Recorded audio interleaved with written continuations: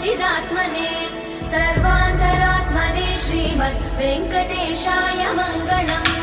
स्वतः सर्वविदे सर्वशक्तये सर्वशेषिणे सुलभाय सुशीलाय वेङ्कटेशाय मङ्गलम्।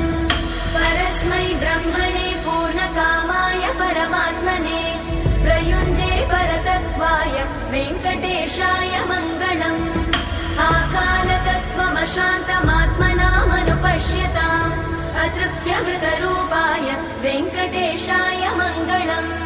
प्रायस्वचरणौ पुंसां शरण्यत्वेन पाणिना कृपया दिशते श्रीमद् वेङ्कटेशाय मङ्गलम्। दयामृततरङ्गिण्यास्तरङ्गैरिव शीतलै अपाङ्गै सिञ्चते विश्वं वेङ्कटेशाय मङ्गलम्। स्रग्भूषाम्बर